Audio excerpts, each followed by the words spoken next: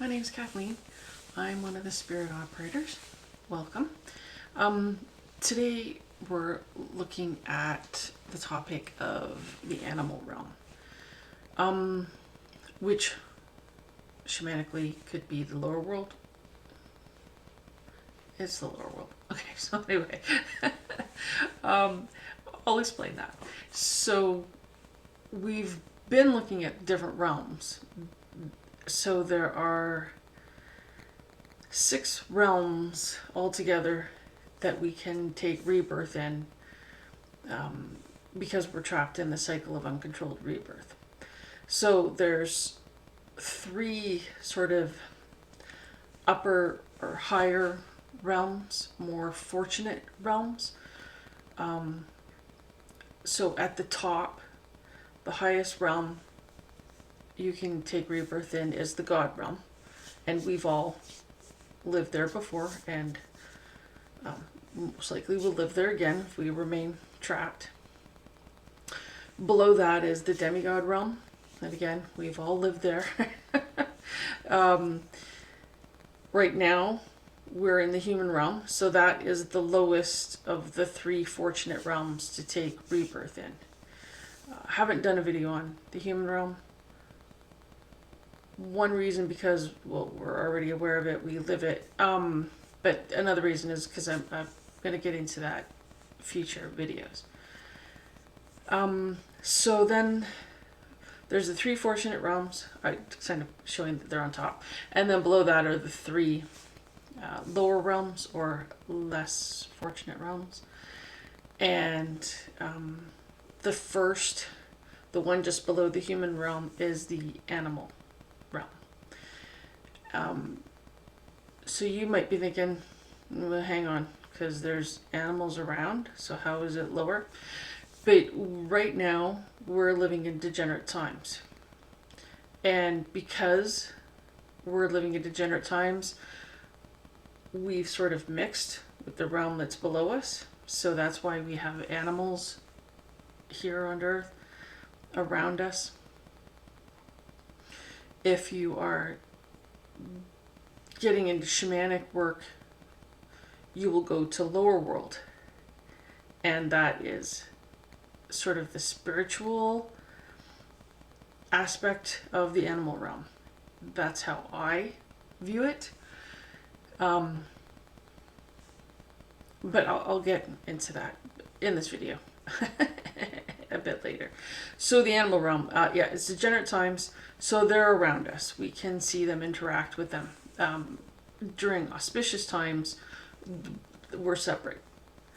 But things are pretty bad, so we're mixed. There's 2 more realms below those, and I'll get into those in the next 2 videos. The lower the realm within those 6 realms, the more frequently we have taken rebirth there.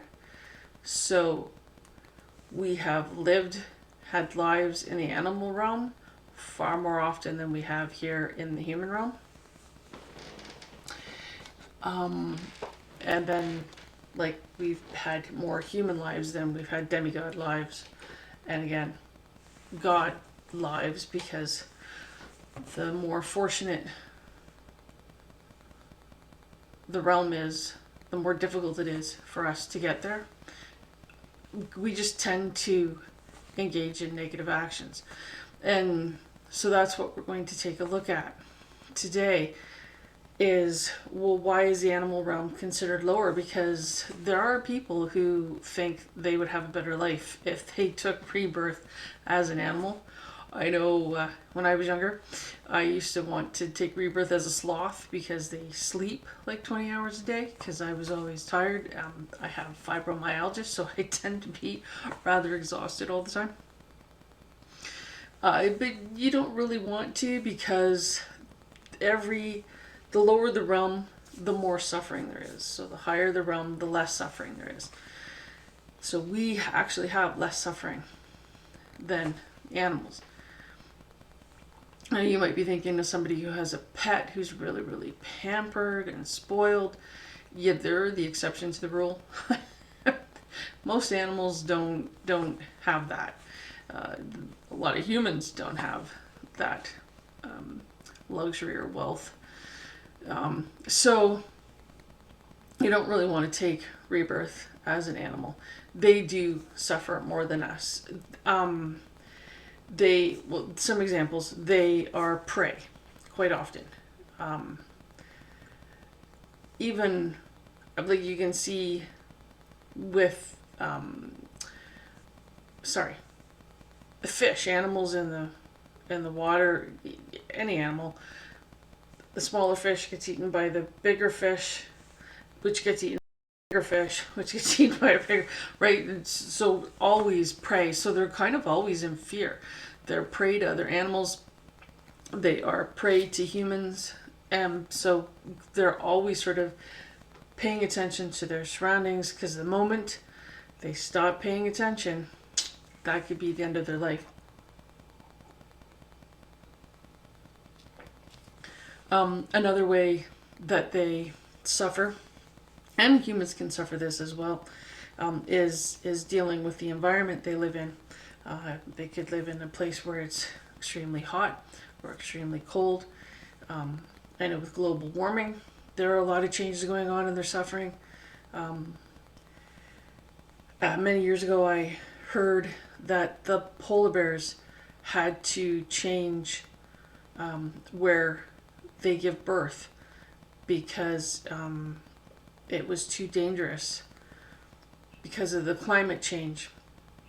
They used to give birth out on the ice or something, I think. And then now they have to make sure they're on land because that ice can melt and the baby can be in danger. So there's things like that they're adapting.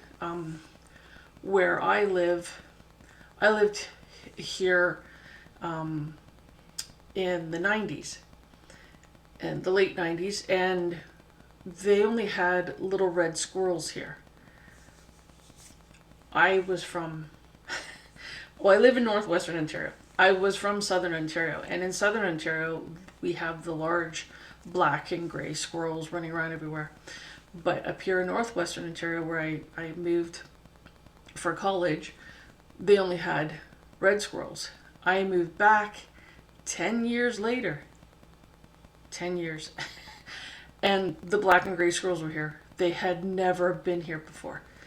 So again, there's that change. Now it's extremely rare to see a red squirrel here because I understand it's the diet that the red squirrels, the black and gray squirrels can eat things sort of before they're really ripe, but the red squirrels can't. I've heard that. Anyway, also they're larger, that they've taken over the territory. So it's really rare to see a little red squirrel anymore. It only took 10 years and there was that big change. So these are things that the animals suffer. They have to adapt. They have to adapt fast or they perish.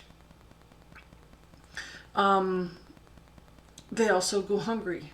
They have trouble finding food. And again, with the global warming, I know we've had some extreme forest fires here in Canada. So these are things that affect their life as well, right? Trying to find food. And we've all hopefully seen nature shows where one thing's going to attack and then they fail. And so they remain hungry till they are actually able to get some more prey. And that's a struggle for them. It can be a struggle to find food. I know in the city that I live in, there is problems with the animals being able to find enough food in the forests that are around us. They end up coming into the city to try to find food, nourishment. So some years we can end up with animals that we're not used to being in the city at all. I know one year there were quite a few bobcats that ended up in the city trying to find food and attacking pets and things. And So that's one of the ways they suffer. And I know humans suffer these things too, but it is more prevalent in the animal realm. Also, thirst. I mean, we get tap water or bottled water. It's been purified and cleaned because of all the pollution. Well, they have to drink the water that's available, that's out there. So if it's polluted, they're drinking polluted water, which, is not healthy for them. Another way that animals suffer is being exploited by humans. They're used for labor, right? Horses get ridden. Um, there's a lot of different animals that pull carts and things. Elephants get used a lot for labor. They also get used for entertainment, circuses and little shows and different things. So they get exploited that way. And sadly, sometimes these animals are greatly mistreated. Another way humans use them is for food. We have farms and ranches that we're breeding animals to kill and eat. Another way is that we use them for resources, for fur or leather and other items that we use their horns. And another way is pets, right? Some of them get captured out in the wild and are sold as exotic pets. Or, pets can be attached to their children too, and you get mills and stuff where the animals aren't treated the best, and the babies are taken, and it can be very upsetting for the animals, and it's all to make money, profit, right? So there is a lot of suffering in the animal realm. Also, an animal doesn't have the ability to learn as much as we do, right? They can learn, but it's very limited. They can communicate, but it does tend to be rather limited. I mean, you can't really sit down and have an existential, theoretical conversation with an animal. And, so they don't know about karma. They don't know the consequences of the actions they engage in.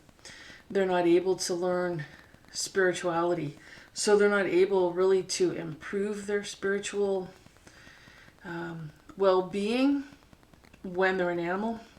Because basically an animal is just trying to look after their own needs from moment to moment. Making sure they have food and shelter and, reproduce or whatever. That's what they're focused on, getting sleep and staying safe. A lot of humans live that way too, but they miss out on being able to improve their spiritual status, right? They can't really advance spiritually, and that's a huge loss for living in the animal realm. So, lower world, shamanically, so I'll talk a bit about that now. When you travel the lower world in a journey, it's a beautiful natural place. It feels great being there, but it's on the spiritual realm. And it's mostly animals that you can interact with there. You can get animal helpers, so they're spirit helpers, and they can return with you here and help you in this realm as well. But it is the lower realm, and it is mainly associated with animals, so I view that as being part of the animal realm. I mean, because lower world, animal realm, upper world seems to be the demigod realm from my experience and understanding. There's also what's called the middle world, and that seems to be the spiritual world of this human realm. That's my understanding and my experience. So yeah, lower realm is where the animal spirits are. And there are animal spirits here, I guess, in middle world too. I know I have encountered different spirits in different places, animal spirits in and around, without having to journey. They're here on this realm. So yeah, I would consider the lower world, the shamanic lower world, to be the animal realm. It's just like the spiritual aspect of that, or the spirit aspect of the animal realm. Okay, I think that's it. I think I've covered everything, hopefully. If you have any questions or comments, anything you want to discuss, let us know in the comments below. Thank you so much for watching. I hope this has given you some information, some things to think about, right? Okay, thank you. See you later.